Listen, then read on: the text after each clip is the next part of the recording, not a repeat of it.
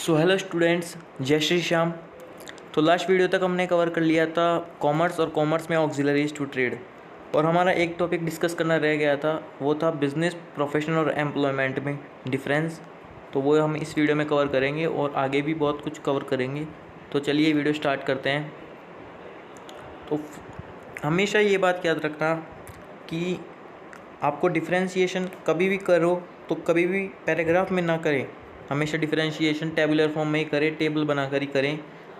तो फर्स्ट है बेसिस है, और बाकी आप तीनों नाम लिखे हुए हैं, बिजनेस, प्रोफेशन और एम्प्लॉयमेंट। तो बेसिस का फर्स्ट पॉइंट है हाउ टू स्टार्ट।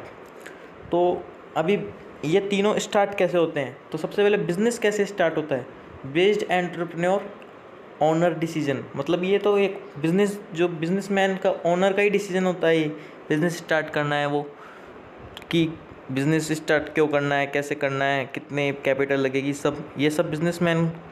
और बिजनेसमैन को बिजनेस की लैंग्वेज में बोला जाता है एंटरप्रेन्योर। एंटरप्रेन्योर का मतलब वो होता है कि जो खुद का रिस्क लेके खुद बिजनेस खड़ा करता है, खुद का अपने रिस्क पे, उसे बोलते हैं एंटरप्रेन्योर। तो हाउ टू स्टार्ट, तो बिजनेस कैसे स्टार्ट होता है, एंटरप्रेन्योर या ओनर के डिसीजन से बिजनेस स्टार्ट होता है। प्रोफेशन कैसे स्टार्ट होता है, getting membership of a professional body organisation. Profession किसे कहते हैं, प्रोफेशन कहते हैं, जैसे एक डॉक्टर है तो डॉक्टर क्या है, एक प्रोफेशन है। एक चार्टर्ड अकाउंटेंट क्या है, प्रोफेशन है, क्योंकि इनकी एक प्रोफेशनल बॉडी होती है, उससे मेंबरशिप लेनी पड़ती है, तब जाकर वो प्रोफेशन में कोई जाता है। जैसे अगर डॉक्टर की अगर आपको मेंबरशिप लेनी है तो आपको मेंबरशिप मिलेगी IMA, इंडियन मेडिकल एसोसिएशन। अगर आपको एक CA, चार्टर्ड अकाउंटेंट की मेंबरशिप लेनी है तो आपको वो कहाँ से मिलेगी, the institute of chartered accountants of India से मिलेगी। उसके लिए आपको उसके एग्ज़ाम्स क्लियर करने पड़ेंगे, उसकी पढ़ाई करनी पड़ेगी, तब जाकर आपको उसकी मेंबरशिप मिलेगी। तो ये होता है प्रोफेशन। और एम्प्लॉयमेंट क्या होता है, रोज़गार आपको कहीं पे भी मिल जाता है। आप किसी के नौकरी कर रहे हैं, वो भी आप रोज़गार ही कर रहे हैं, आप कहीं पर मजदूरी कर रहे हैं, ये सब रोज़गार होता है, एम्प्लॉयमेंट होता है। और इसके लिए तो सिर्फ आपको अपॉइंटमेंट लेनी पड़ती है। आप अगर किसी ऑफिस में जॉब करने जाना चाहते हैं तो पहले आपको वहाँ अपॉइंटमेंट लेनी पड़ेगी। तो इसके लिए सिर्फ और सिर्फ अपॉइंटमेंट लेनी पड़ती है। तो पहला पॉइंट क्लियर हुआ। अब दूसरा पॉइंट है नेचर। तो नेचर में बिजनेस में क्या होता है, बिजनेस में सीधा सा गुड्स और सर्विस प्रोवाइड करता है ओनर, कस्टमर को गुड्स और सर्विस प्रोवाइड करता है। अगर आप एक जूते का बिज़नेस कर रहे हैं तो आप कस्टमर को क्या प्रोवाइड करोगे, जूते गुड्स हो गए उसमें। तो बिज़नेस का क्या नेचर है, गुड्स और सर्विस प्रोवाइड करते हैं। प्रोफेशन में प्रोवाइडिंग पर्सनल एक्सपर्ट सर्विसेज, जिस काम में आप एक्सपर्ट हैं वो सर्विस प्रोवाइड करते हैं। जैसे डॉक्टर किस में एक्सपर्ट है, डॉक्टर पेशेंट्स को देखने में। अभी एक CA थोड़ी पेशेंट्स को देख सकता है, डॉक्टर क्या है, एक प्रोफेशन है। तो वो प्रोफेशन वाले ही उसको अपनी जिस चीज़ में एक्सपर्ट हो वो ही सर्विस प्रोवाइड कर सकते हैं, और कोई उस सर्विस को प्रोवाइड नहीं कर सकता। जैसे CA है, उसके क्लाइंट्स है, उसको डॉक्टर थोड़ी देख सकता है क्लाइंट्स को, उनको मैनेज को सिर्फ CA ही कर सकता है। तो ये जिस चीज़ में आपकी प्रोफेशनल एक्सपर्ट हो आप, वही सर्विस प्रोवाइड कर सकते हो आप। और एम्प्लॉयमेंट क्या है, एम्प्लॉयमेंट में performing work aspect services control target. मतलब आपको सिर्फ कंट्रोल सर्विस प्रोवाइड करनी है। इसमें एम्प्लॉयमेंट में आपको जितना टारगेट दिया गया है आपको उतना ही करना है। अगर आप एक छोटा सा अगर एग्जांपल लें तो जैसे आपको कहा गया है कि आपको ये ईंटें उठा के यहाँ से यहाँ रखनी है, तो बस आपको इतना टारगेट दिया गया है कि आपको वो ईंट उठा के उधर से दूसरी जगह रखनी है। ये छोटा सा एग्जांपल है। तो आपको जितना टारगेट दिया गया है, क्योंकि आपको उतनी सैलरी दी जाती है उसके लिए, तो इसलिए। तीसरा पॉइंट है क्वालिफ़िकेशन। तो बिज़नेस स्टार्ट करने के लिए कोई क्वालिफ़िकेशंस की ज़रूरत नहीं होती, आप सभी को पता है। एक अनपढ़ आदमी भी बिज़नेस कर सकता है। अगर एक पताशी वाले का एग्जांपल ले, पताशी वाला भी क्या कर रहा है, बिज़नेस ही कर रहा है। जो ठेला लगाता है वो भी क्या कर रहा है, बिज़नेस ही कर रहा है।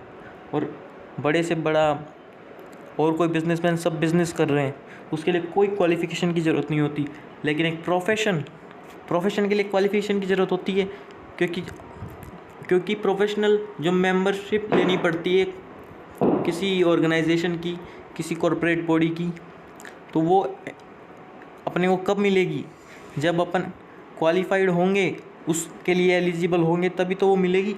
तो उसके लिए क्वालिफ़िकेशन की ज़रूरत तो पड़ती है उस फील्ड में, जिस फील्ड में आपको मेंबरशिप लेनी है। उस फील्ड में आपको डॉक्टर की फील्ड में अगर एक्सपर्टी लेनी है तो आपको IM इंडियन मेडिकल एसोसिएशन की डिग्री लेनी पड़ेगी, उनसे सर्टिफाइड होना पड़ेगा, आपको उसकी पढ़ाई करनी पड़ेगी। आपको ICAI की मेंबरशिप लेनी है तो आपको उसके लिए प्रिपरेशन करनी पड़ेगी, उसको क्वालिफाई करना पड़ेगा उस एग्ज़ाम्स को।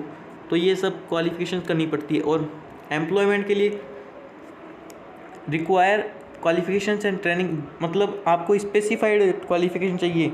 अगर आपको अकाउंटेंट की जॉब करनी है तो आपको सिर्फ अकाउंटेंट लेवल की क्वालिफ़िकेशन कर रही होनी चाहिए आपको। तो लिमिटेड क्वालिफ़िकेशन होती है, जितना आपका एम्प्लॉयमेंट है उतनी आपकी। अगर आप एक कारीगर हैं जो मकान बनाता है तो आपको उस लेवल की स्किल होनी चाहिए, आपको एक्सपीरियंस होना चाहिए कारीगरी का, उसकी भी स्किल होती है। ऐसे हर कोई थोड़ी मकान बना सकता है, तो आपके उस फील्ड में आपको उस स्किल होनी चाहिए, आपकी वो क्वालिफाइड होने चाहिए आप उसके लिए। फोर्थ पॉइंट है return what will we get. तो ये तीनों चीज़ें हैं, बिजनेस, प्रोफेशन और एम्प्लॉयमेंट, इनसे हमें मिलता क्या है। तो बिजनेसमैन को क्या मिलता है, प्रॉफिट, या तो प्रॉफिट या लॉस, क्योंकि बिजनेसमैन को सैलरी थोड़ी मिलती है, पूरा बिजनेस उसका ही है।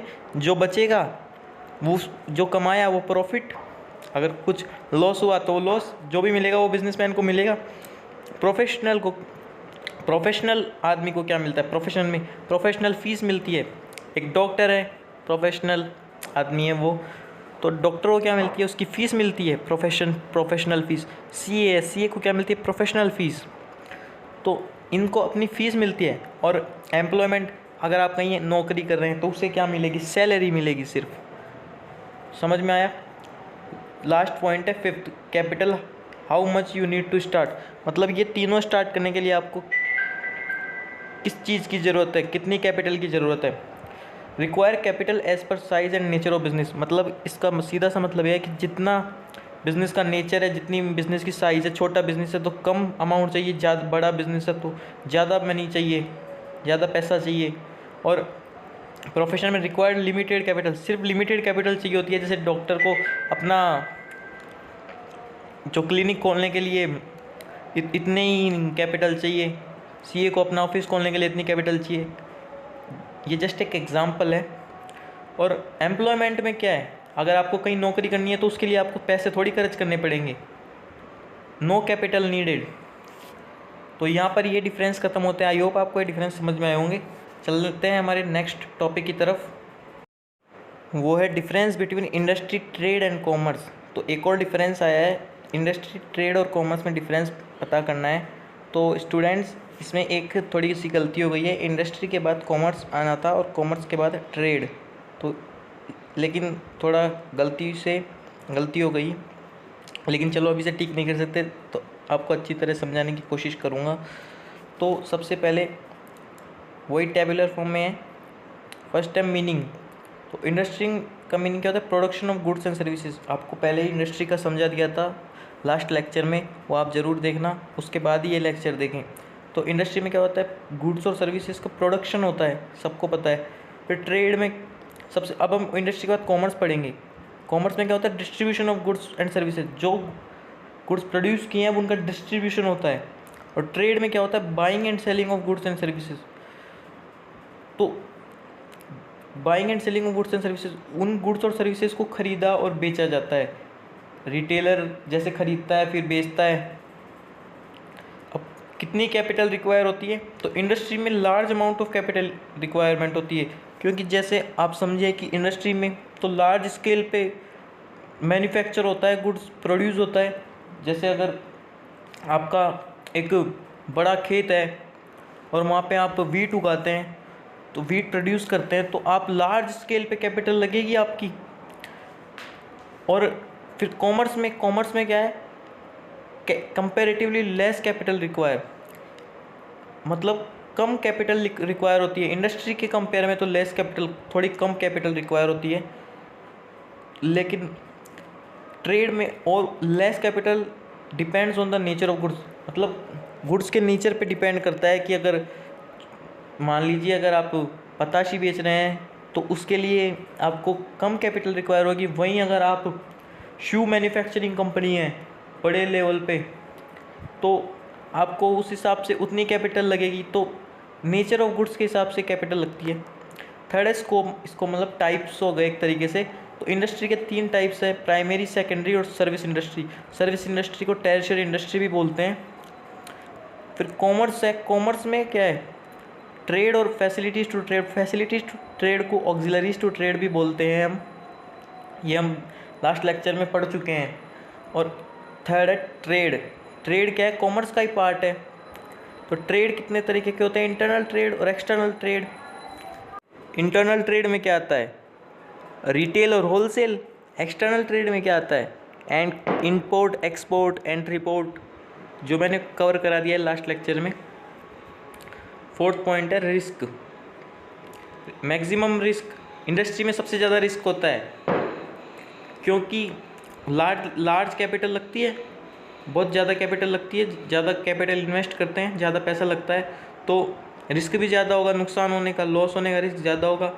और कॉमर्स में क्या है, इंडस्ट्री के कंपैरिजन में थोड़ा कम रिस्क होता है और ट्रेड में उससे कम रिस्क होता है। तो ये था हमारा जो सेकंड डिफरेंस था वो। तो चलते हैं अब हमारे नेक्स्ट टॉपिक की तरफ, जो है business risk. The risk term refers to possibility of इनएडिक्वेट profit और लॉसेस ड्यू टू अनसर्टेनिटी। तो रिस्क का मतलब क्या होता है, जो रिस्क टर्म है उसका मतलब क्या होता है कि हमें प्रॉफिट होगा या लॉस होगा, उसकी अनसर्टेनिटी होती है कि हमें पता नहीं होता कि हमें कल क्या होगा, प्रॉफिट होगा या लॉस होगा। तो ये एक रिस्क ही तो है बिज़नेस में, अगर पता नहीं लॉस हो गया तो इसलिए हमें पता नहीं होता, तो इसे बोलते हैं रिस्क। इसके एग्जांपल है change in taste, preference of customers, strike, increase competition, change in government policies. So examples है कि जैसे कस्टमर्स का रोज़ रोज़ प्रेफरेंस बदलता रहता है, उनका टेस्ट बदलता रहता है। जैसे आज कस्टमर्स को पेप्सी पसंद है, कल उनको कोक पसंद होगी, परसों ड्यू पसंद होगी, उसके अगले दिन स्प्राइट पसंद होगी, फिर मिरिंडा पसंद होगी। तो कस्टमर्स के पास बहुत सारे ऑप्शन है, तो इसलिए उनका टेस्ट रोज़ रोज़ बदलता रहता है। तो इसीलिए मार्केट में टिके रहने के लिए कंपनीज़ को और ऑर्गेनाइजेशंस को ध्यान में रखना पड़ता है। तो इसलिए ये रिस्क भी है कि अगर कस्टमर्स का उन पर से विश्वास उठ गया, उनका टेस्ट बदल गया, तो फिर वो उनका प्रोडक्ट नहीं खरीदेंगे। तो ये भी एक रिस्क ही है। और प्रेफरेंस बदल रहता है, आज आपको एडिडास के शूज़ पसंद है, कल आपको पूमा के पसंद होंगे। तो ये रिस्क फैक्टर है। मान लीजिए गवर्नमेंट की पॉलिसीज़ में चेंज आ गया, जैसे कल तक आप एक ऑर्गेनाइजेशन है जो पाकिस्तान में कुछ एक्सपोर्ट करते थे, आपका सबसे ज़्यादा माल पाकिस्तान में ही जाता था, सबसे ज़्यादा स्टॉक, और प्रॉफिट आपको सबसे ज़्यादा पाकिस्तान से होता है। अब गवर्नमेंट ने मान लीजिए आज पॉलिसी बदल दी कि कोई भी पाकिस्तान में एक्सपोर्ट नहीं करेगा, तो ये आपके लिए लॉस है ना, ये आपके लिए रिस्क है कि अगर गवर्नमेंट की पॉलिसीज़ में चेंज आ गया हो जो आपके बिज़नेस के फेवर में नहीं हुई, तो आपके लिए ये रिस्क है। तो इसे बोलते हैं business risk. There are 2 types of risk, speculative risk, pure risk. तो रिस्क 2 तरीके के होते हैं, स्पेक्युलेटिव रिस्क और प्योर रिस्क। लेकिन अभी मैं आपको स्टूडेंट्स इस पर डिटेल डिस्कशन नहीं बताऊंगा, क्योंकि इसके ऊपर एक आपके अलग से चैप्टर है, चैप्टर नंबर 4, हम वहाँ इसको डिस्कस करेंगे पूरा डिटेल में। अभी मैं आपको इस पर डिस्कस नहीं करूँगा। तो चलते हैं आज के हमारे लास्ट टॉपिक की तरफ, nature of business risk. Business risk arrive due to uncertainty. मतलब बिजनेस रिस्क क्या है, अनसर्टेनिटी से अराइव होता है। अनसर्टेनिटी होती है कि हमें प्रॉफिट होगा या लॉस होगा, उसके लिए uncertainty means doubtfulness in returns. In other words business risk it is uncertain that business can earn profit और लॉस। वही बात आ गई कि ये अनसर्टेन होता है कि बिजनेस प्रॉफिट अर्न करेगा या लॉस अर्न करेगा। Second point, change in demand and price of good. Change in technology are some examples of uncertainty which creates risk. तो इसमें ये बात दे रखी है कि मान लीजिए जो गुड्स है उनकी डिमांड चेंज हो जाए। पहले जिस गुड की डिमांड हाई थी मार्केट में, अब वो गुड लोगों को पसंद ही नहीं आए, तो ये भी एक रिस्क फैक्टर है। सेकंड है चेंज इन टेक्नोलॉजी। मान लीजिए टेक्नोलॉजी बदल जाए, जैसे मान लीजिए आज लोगों को, मान लीजिए एग्जाम्पल के तौर पर आप बाइक मैन्युफैक्चरिंग कंपनी है, तो आप बाइक्स बनाते हैं और 50,000 रुपये में मान लीजिए आप बाइक बनाते हैं। अब कोई ऐसी टेक्नोलॉजी आ जाए कि उड़ने वाली बाइक बने, वो भी 40,000 रुपये में, तो टेक्नोलॉजी चेंज हो गई, तो वो भी कम कॉस्ट में दे रहा है। तो इससे क्या हुआ, डिमांड में फ़र्क आएगा और रिस्क होएगा आपके प्रोडक्ट के लिए। अब लोग आपकी बाइक क्यों ख़रीदेंगे 50,000 में, जब 40,000 में उन्हें उड़ने वाली बाइक मिल रही है। ये मैं एक एग्जांपल ले रहा हूँ, इसे सीरियसली मत लेना। तो इससे क्या है, रिस्क है ये बिज़नेस में कि आपको डायरेक्ट आपकी कंपनी, आपका ऑर्गेनाइजेशन लॉस में चला जाएगा। थर्ड पॉइंट है risk is an essential part of every business. A large scale और small scale business require capital according to their size and it is not certain that invested amount will return और not. तो risk जो है वो एक business में essential है, आप रिस्क को हटा नहीं सकते। एक जो लार्ज स्केल बिजनेस होता है उसको उस हिसाब से कैपिटल चाहिए होती है, बड़ी कैपिटल। स्मॉल स्केल बिजनेस होता है उसको छोटी कैपिटल चाहिए होती है, कम कैपिटल चाहिए होती है बिजनेस स्टार्ट करने के लिए। और no business can avoid risk but minimise और maximise but can not be eliminated. कि ये बात कह रहा है कि कोई भी बिजनेस रिस्क को अवॉइड नहीं कर सकता, कि उसको रिस्क होए ही नहीं, ऐसा हो ही नहीं सकता। हर बिजनेस में रिस्क है, लेकिन बस उसको बिजनेस रिस्क को थोड़ा कम कर सकता है या रिस्क बढ़ सकता है। कम कैसे होएगा, अगर आपकी फैक्ट्री है मैन्युफैक्चरिंग, तो मान लीजिए उसमें आग लग जाए, ये एक रिस्क है कि कल को उसमें आग लग गई तो आपका सारा गुड्स लॉस हो जाएगा। तो इसका क्या है, आप इंश्योरेंस करवा लेंगे तो उससे रिस्क कवर हो जाएगा। ये तो रिस्क कवर हो जाएगा, तो अब आपको मान लीजिए आग लग भी गई तो आपको रिस्क कम हो गया इससे, कि गुड्स लॉस भी हो गए तो आपको इंश्योरेंस के क्लेम मिल जाएगा। फोर्थ पॉइंट है degree of risk depend mainly upon the nature and size of business. For small scale business risk is less and for large scale business risk is more. तो क्या है कि risk का degree होती है वो business की साइज़ पे डिपेंड करती है। ज़्यादा बड़ा बिजनेस होगा तो लॉस भी ज़्यादा बड़ा होगा, रिस्क भी ज़्यादा रहेगा। कम स्केल का बिज़नेस होगा, छोटा बिज़नेस होगा तो रिस्क भी कम होगा। आपका एवरेज टर्नओवर ही अगर 10 लाख रुपए का है तो रिस्क भी उस हिसाब से होगा। अगर आप एक छोटे प्रोप्राइटर है, छोटे बिजनेसमैन है, तो आपका रिस्क कम होगा। लास्ट पॉइंट है आज का हमारा, profit is the reward of risk taking an entrepreneur assume risk and in consideration.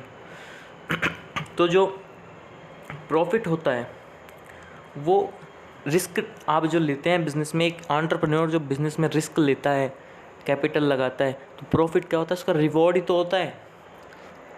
जो वो अपना कैपिटल लगा के रिस्क देता है बिज़नेस में, तो उसका रिटर्न में जो उसको प्रॉफिट मिलता है वो उस रिस्क लेने का रिवॉर्ड ही तो होता है। Business profit depends on size, small scale earn less profit comparatively large scale business. तो वो बात आ गई कि जो छोटा बिजनेस होएगा वो कम प्रॉफिट अर्न करेगा, जो बड़ा बिजनेस होगा वो ज़्यादा प्रॉफिट अर्न करेगा, लेकिन उसका रिस्क भी ज़्यादा ही रहता है। तो छोटा बिजनेस बड़े के कंपेयर में कम प्रॉफिट अर्न करेगा। तो ये था हमारा आज का वीडियो। इसका ये नोट्स आपको टेलीग्राम चैनल पे मिल जाएंगे। टेलीग्राम चैनल का लिंक डिस्क्रिप्शन में दिया हुआ है। तो आई होप आपको वीडियो अच्छा लगा हो। प्लीज़ 11th क्लास के बच्चों से ज़्यादा इस वीडियो को शेयर करें। तो वीडियो को लाइक करें और चैनल पे अगर आप नए हो तो प्लीज़ सब्सक्राइब करें ताकि आपको फर्दर अपडेट्स मिलती रहे। जय Shri Shyam. Thank you so much for watching.